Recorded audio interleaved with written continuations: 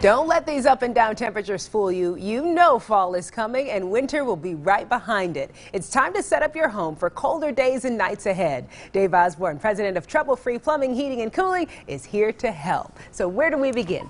All right, one of the first things is always, and we say this every year, make sure, number one, your smoke detectors, you've changed the batteries and stuff in them. Really critical safety issue. We're all about safety at Trouble Free, and we, on our maintenances as well, we go in and we snake a camera up inside of the heat exchanger and make sure that that heat exchanger is safe for you and your family.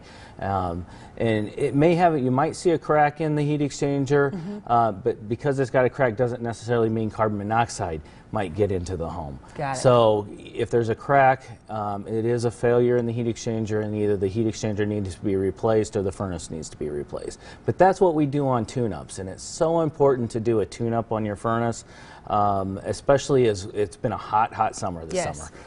Units have worked really hard because even when your air conditioner is running, your furnace is running as well. The blower compartments and all that of the furnace is actually being used to do air conditioning. Gotcha.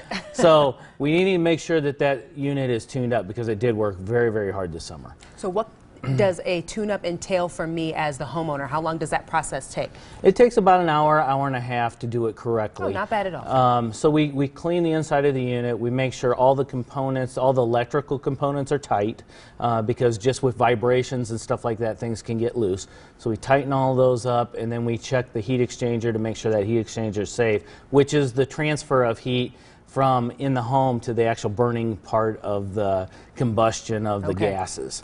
Anything else we should be doing to get our homes ready for winter? What about those plastic things over the windows? Absolutely. The stuff over the windows. If you have crawl spaces, the vents, there's vents along the crawl space that go to the outside to let the crawl space breathe in the summertime. Put some styrofoam in those, cut styrofoam blocks out and block those up. In the attics, just make sure that everything's nice and sealed up in the attic for those that have systems in attics and things. And then also making sure your doors and windows and everything is really well sealed. They're even making some light switches now.